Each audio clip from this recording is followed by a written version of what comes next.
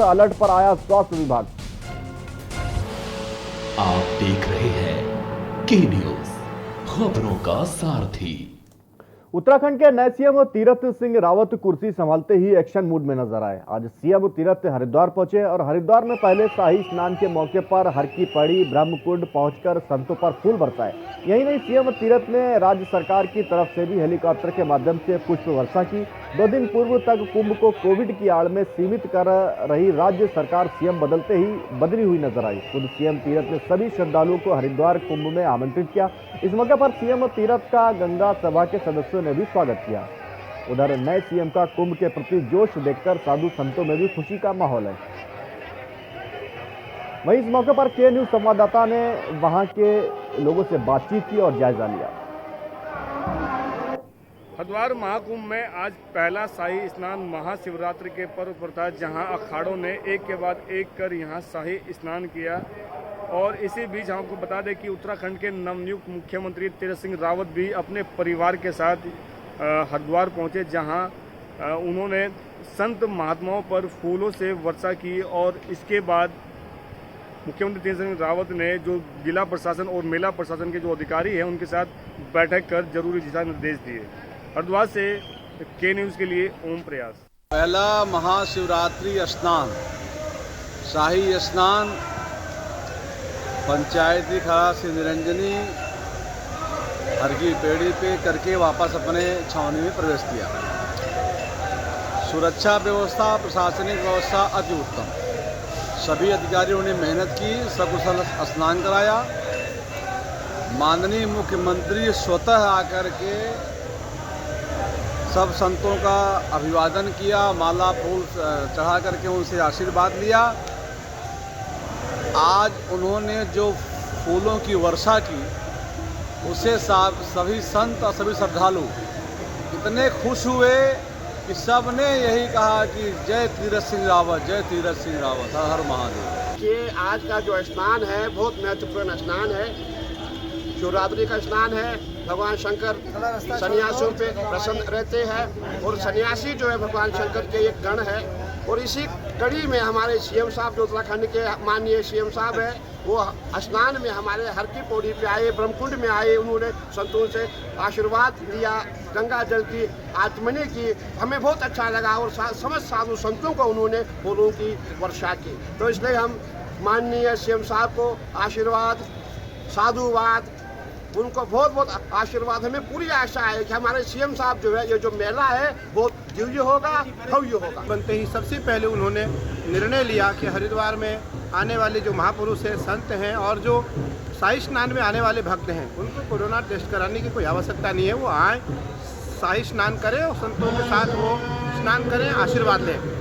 और पूज्य नरेंद्र गिरी जी महाराज ने उन्हें आशीर्वाद दिया, बधाई दिया कि उन्होंने सरकार की तरफ से अचानक निर्णय लेकर के और सारे जो हमारे सन्यासी अखाड़े हैं उनके शाही स्नान पर उनके ऊपर उन्होंने पुष्प वर्षा कराई हेलीकॉप्टर से। हम साहब जो है नाम से भी तीर्थ हैं और हरिद्वार विश्व की आध्यात्मिक नगरी, इस कुंभ के शुभ अवसर पर इतने बड़े तीर्थ में आए।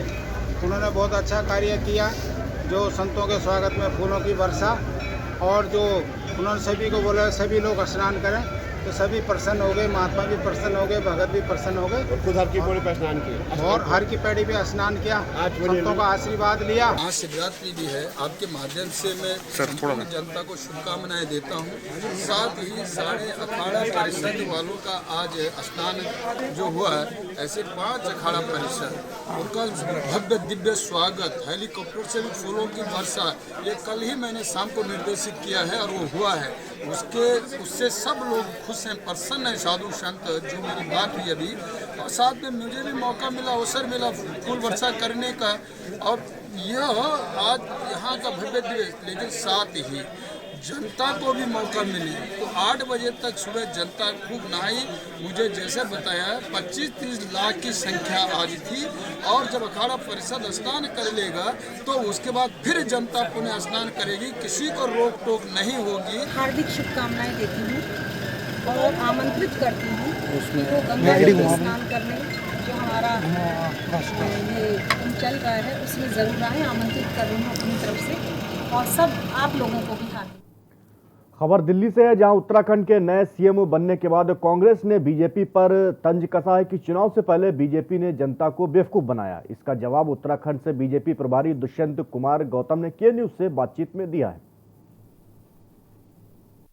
प्रदर्शन किया, कौन सा धरना किया, क्या भ्रष्टाचार का आरोप आपने अपने त्रिवेंद्र रावत पे लगाए, ये तो हमारी प्रक्रिया है एक तरीके से। आज हम पूरे देश के अंदर कांग्रेस मुक्त शासन दे रहे हैं।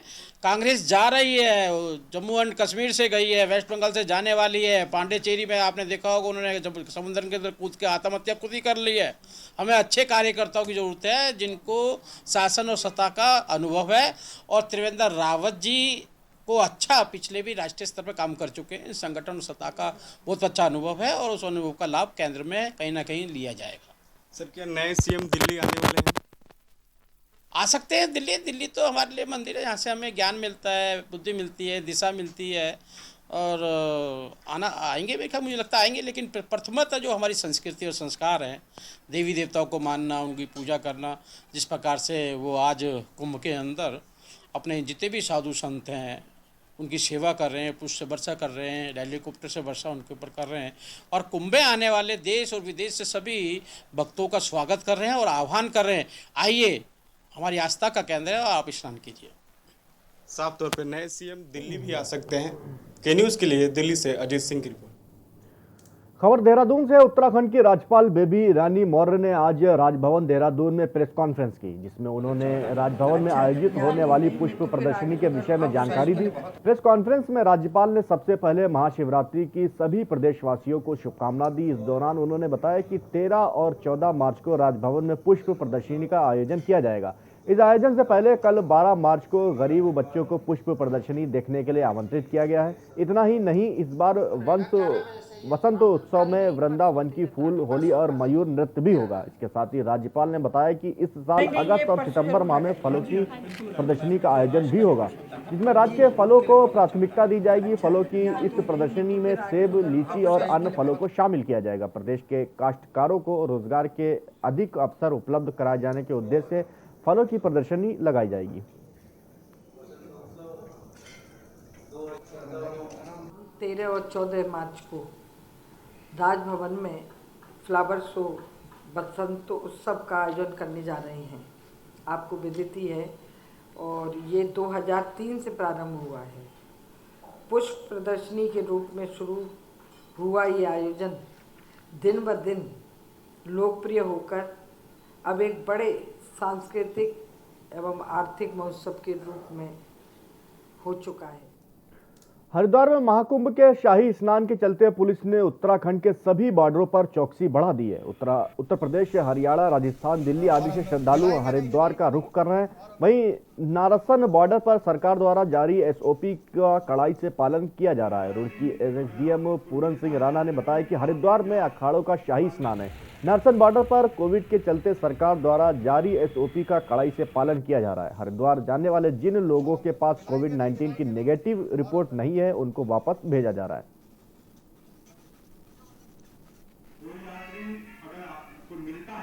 दोनों ही पर्व हैं, तो महाशिवरात्रि का पर्व है और दूसरा शाही स्नान भी है आज। तो उसके रिगार्डिंग जो एसओपी जारी हुई है, तो ये क्लियर डायरेक्शन है कि जो भी व्यक्ति उत्तराखंड में हरिद्वार आना चाहता हो तो प्रॉपर एक तो RT-PCR रिलेटेड अपनी रिपोर्ट लेके आएगा, प्लस जो कोविड का जो एक पोर्टल बना है, एक तो कुंभ मेला के संबंधित एक पुलिस का बना है, तो उसमें अपना रजिस्ट्रेशन करना है। तो उसकी प्रॉपर बॉर्डर में तो चेकिंग की जा रही है, और जिन लोगों के द्वारा प्रॉपर रजिस्ट्रेशन नहीं करवाया गया है या RT-PCR रिपोर्ट इत्यादि नहीं लेके आए हैं, ऐसे लोगों को बॉर्डर से वापस किया जा रहा है। उत्तराखंड हाईकोर्ट ने कटघरिया हल्द्वानी में बाबा हैड़ा खान आश्रम व केदारनाथ मंदिर के नाम करीब 150 साल पूर्व दी गई गवर्नमेंट ग्रांट भूमि को कुछ व्यक्तियों द्वारा खुद मुद्द करने के खिलाफ दायर जनहित याचिका की सुनवाई करते हुए जिलाधिकारी नैनीताल व जिला विकास प्राधिकरण को मौका मुआवजा कर आश्रम की भूमि पर बने अवैध निर्माण को सील करने के निर्देश दिए हैं। हाईकोर्ट ने इस मामले में पुरातत्व सर्वे ऑफ इंडिया को भी नोटिस जारी किया है। आपको बता दें, कटघरिया निवासी शिव शंकर सुयाल व अन्य ने हाईकोर्ट में जनहित याचिका दायर कर कहा है कि कटघरिया में बाबा हैड़ा खान आश्रम व केदारनाथ मंदिर के लिए सरकार ने 1872 में गवर्नमेंट ग्रांट लैंड आवंटित की। तब से ये भूमि बाबा विराजमान के नाम से दर्ज है, जिसमें आश्रम के अलावा खेती के लिए भी भूमि है।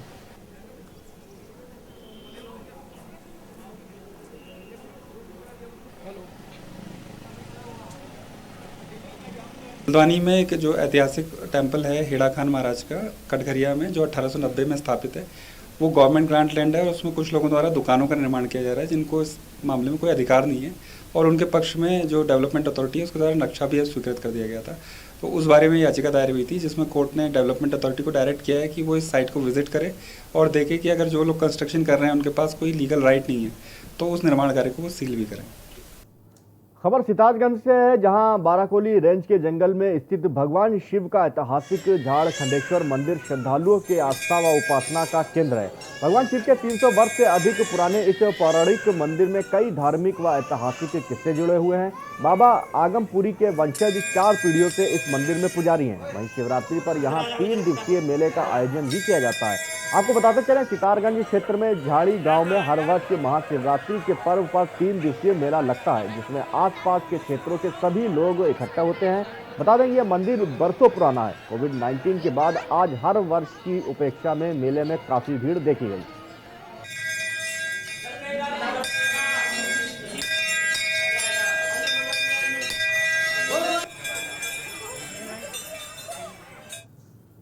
लालकुआं सहित आसपास के क्षेत्रों में महाशिवरात्रि का पर्व पूरी श्रद्धा के साथ धूमधाम से मनाया गया। आज सुबह से ही मंदिरों में शिव भक्तों का तांता लगा रहा।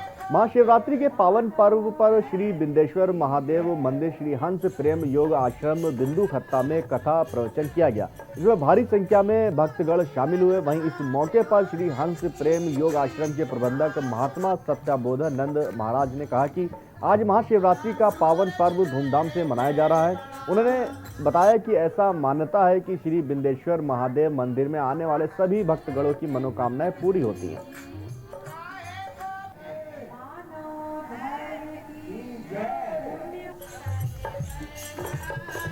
शिवरात्रि महापर्व हम लोग धूमधाम से मना रहे हैं। हमारे भारतीय संस्कृति का गर्वाचीन पर्व है और यहाँ श्री हंस प्रेम योग आश्रम बिंदु खत्ता में हमारे ब्रह्मलीन महात्मा श्री परमानंद जी का त्याग की स्थली है।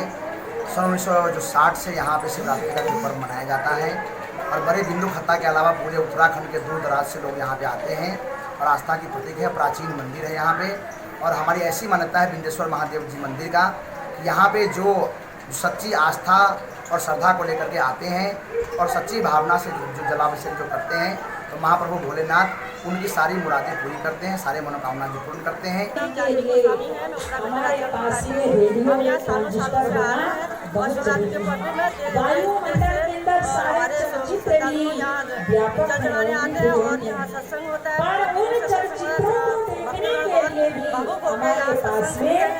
और हम लोग बढ़ चढ़ के इसमें भाग लेते हैं। पहले दिन हमारी निकलती है, दूसरे दिन सुबह से ही 4 बजे से दूसरे भगवान भोलेनाथ जी का, उसके बाद सत्संग होता है, उसके बाद भोजन भंडारा होता है लोगों का। महाशिवरात्रि के मौके पर तपेश्वर महादेव मंदिर, बेरीनाग, पुगेश्वर, कोटेश्वर, पाताल, भुवनेश्वर, थल के बालेश्वर मंदिर में सुबह से भक्तों की भारी भीड़ लगी रही और महिलाओं के द्वारा जलाभिषेक, शिव पूजन और पूजा अर्चना की गई। लंबी लंबी कतारों में खड़े होकर भक्तों ने पूजा अर्चना की। वहीं मंदिरों में भारी भीड़ को देखते हुए पुलिस भी मौजूद रही। पाताल, भुवनेश्वर और पुंगेश्वर महादेव मंदिर परिसर में मेला लगा। मेला भारी भीड़ देखने को मिली। मेले में जमकर लोगों ने खरीदारी भी की।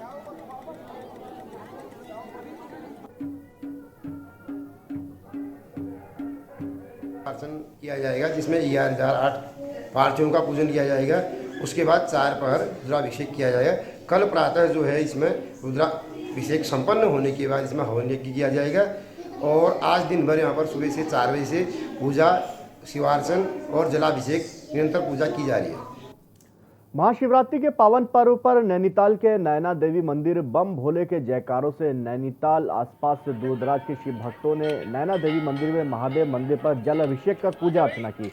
स्थानीय व आसपास के क्षेत्रों से हजारों की संख्या में शिव भक्त नैना देवी मंदिर पहुंचे। दिन भर महादेव का जलाभिषेक और पूजा अर्चना करने वाले शिव भक्तों का तांता लगा रहा। कहते हैं कि भक्ति में शक्ति है, इसलिए कोरोना काल के बावजूद भी महाशिवरात्रि के अवसर पर शिव भक्तों ने मंदिरों में पहुंचकर जलाभिषेक किया। नैनीताल में मां नैना देवी के इस प्राचीनतम मंदिर पर भक्तों की अटूट आस्था है।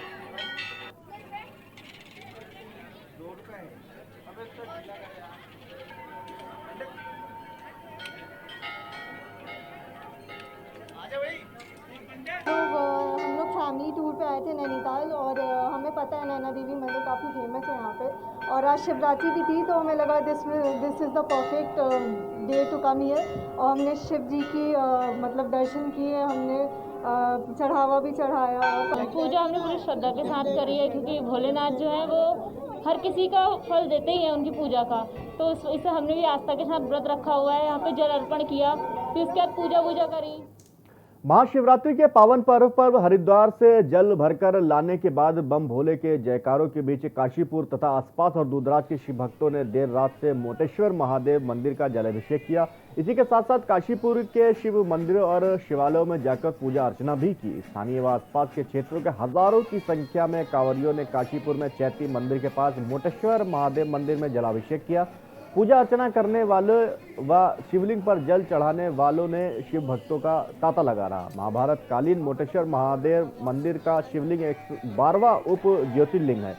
शिवलिंग की मोटाई अधिक होने के कारण ये मोटेश्वर महादेव मंदिर के नाम से विख्यात है।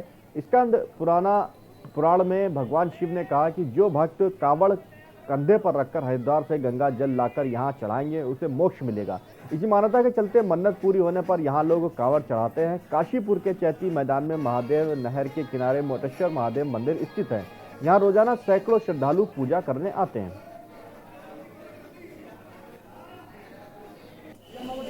श्री श्याम सदा शिवाय नमः। फाल्गुन मास की कृष्ण पक्ष की त्रयोदशी जब जा रही हो और चतुर्दशी आ रही हो, वो रात्रि शिवरात्रि कहलाती है। आज इस दिन शिवरात्रि का दिन है 11 मार्च 2021। इसमें भगवान शिव के अनंत रूपों के दर्शन किए जाते हैं।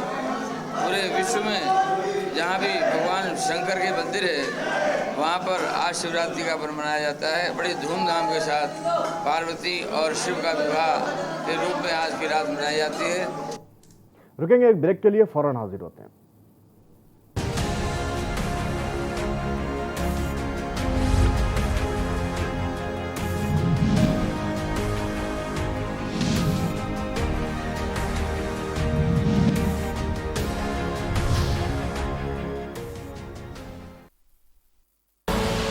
आप देख रहे हैं के न्यूज, खबरों का सारथी।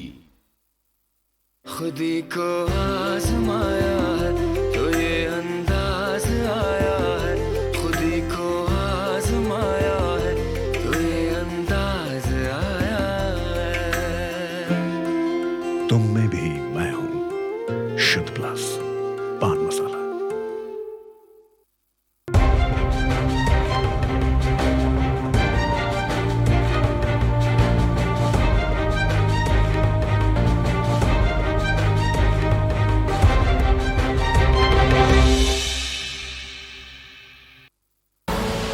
आप देख रहे हैं के न्यूज, खबरों का सारथी।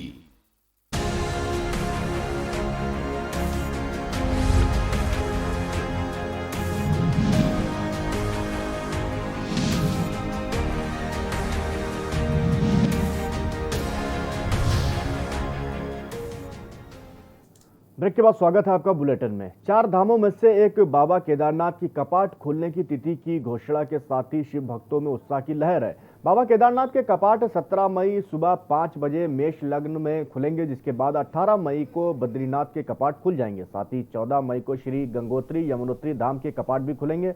गौरतलब है कि 4 धाम की यात्रा के विशेष महत्व को देखते हुए प्रशासन भी विशेष तैयारियां करता है और हर साल मंदिर खुलने के लिए हिंदू पंचांग के अनुसार तिथि निर्धारित की जाती है।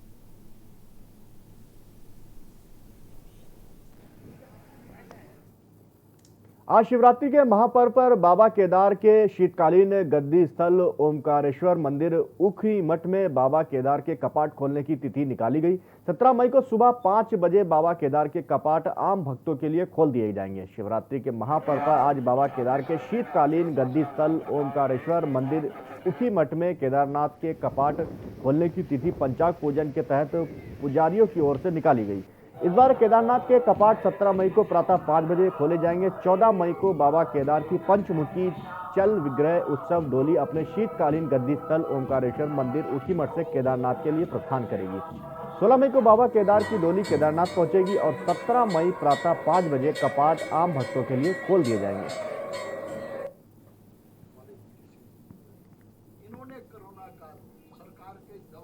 बाबा केदारनाथ जी का कपाट 17 मई को सुबह 5 बजे प्रातः काल ब्राह्मी मुहूर्त में कपाट खुल रहे हैं। 14 तारीख को चली विग्रह डोली यहाँ से प्रस्थान होगा। 13 तारीख को भैरवनाथ पूजा होगा और 14 तारीख से प्रस्थान होकर शाम को गौरीकुंड पहुँचेगा। 15 तारीख को गौरीकुंड पहुँचेगा। 16 तारीख केदारनाथ पहुँचेगा बाबा केदारनाथ जी की डोली। 17 तारीख को सुबह प्रातः काल 5 बजे कपाट खुलेगा। रुड़की की सिविल लाइन कोतवाली क्षेत्र के ढंढेरा स्थित न्यू भारत कॉलोनी में एक खाली प्लाट में युवक का शव मिलने से क्षेत्र में हड़कंप मच गया। शव को देखकर लगता है कि किसी ने उसके सिर पर बेरहमी से पत्थर मार मारकर उसकी हत्या की है। वहीं सूचना पर पहुंची पुलिस ने शव का पंचनामा भरकर शव को पोस्टमार्टम के लिए रुड़की के सिविल अस्पताल भेज दिया है और पुलिस जांच में जुट गई है।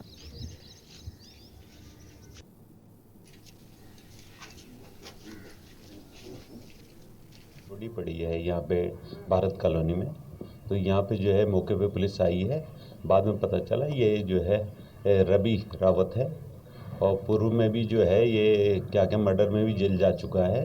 तो इस संबंध में जो है उनके घर वालों ने तहरीर दी है और उसमें कार्रवाई की जा रही है कि जो भी चीज़ें हैं इसकी हत्या हुई है। अब जिन्होंने भी हत्या की होगी वो वर्कआउट किया जाए। सोशल मीडिया पर एक ऐसा वीडियो वायरल हुआ है जिसने सूबे के जीरो टॉलरेंस वाली सरकार के दावों की हवा निकलती नजर आ रही है। वीडियो भी ऐसा है कि आपने शायद पहले कभी प्रशासनिक अधिकारियों का ऐसा कबूलनामा नहीं देखा होगा। वायरल वीडियो में क्षेत्र के होने वाले विकास कार्यों में कमीशन खोरी का कबूलनामा है। वायरल वीडियो में 60 से 70% कमीशन की बात की गई है। हालांकि ये वीडियो 17 जनवरी 2021 को बनाई गई है और 28 फरवरी 2021 को वायरल हुई है। इनकी माने तब ये कदम इन्होंने इसलिए उठाया क्योंकि सरकारी कार्यालयों में लगातार भ्रष्टाचार दिन प्रतिदिन बढ़ता ही जा रहा है। जिलाधिकारी उधम सिंह नगर रंजना राजगुरु ने बताया कि एक वीडियो वायरल हो रही है और जो इस वीडियो में बोला गया है इसकी सत्यता की जांच कराई जाएगी और यदि ये बात सच निकली तब इन अधिकारियों पर कठोर से कठोर कार्रवाई होगी।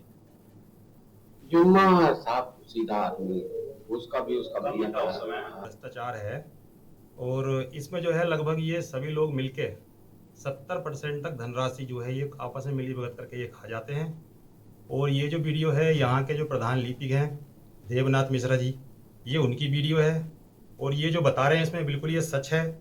और इसके साथ साथ में ईओ साहब और जो यहाँ के चेयरमैन हैं वो लगभग जितने भी कर्मचारी हैं सभी का यही कहना है कि यहाँ जो है 70% धनराशि आपस में मिली भगत करके खा ली जाती है। एक वीडियो संज्ञान में आया है कि जो सुल्तानपुर पट्टी से वायरल हो रहा है उसमें उस पूरी वीडियो की सत्यता की जांच की जाएगी और जो बातें उसमें कही गई हैं उसकी भी पूरी जांच की जाएगी विस्तृत तरीके से।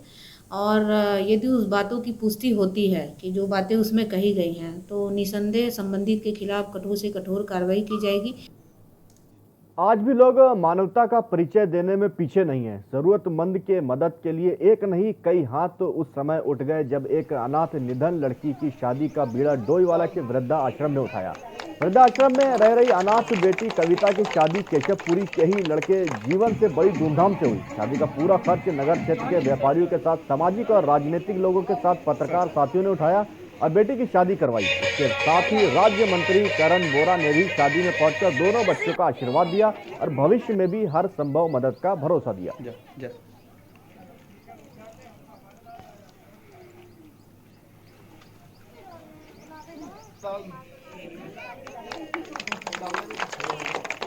जी को मैं बहुत बहुत धन्यवाद करूंगा इनका कि आपने एक रोटी कपड़ा बैंक के माध्यम से जो पहचान बनाई है और ज़रूरतमंद को आप भोजन उपलब्ध कराते हैं, उन्हें कपड़े उपलब्ध कराते हैं और आज उससे भी और आगे बढ़ करके एक गरीब कन्या का विवाह आपके द्वारा कराया जा रहा है। ये सारी व्यवस्थाएं कराई जा रही हैं।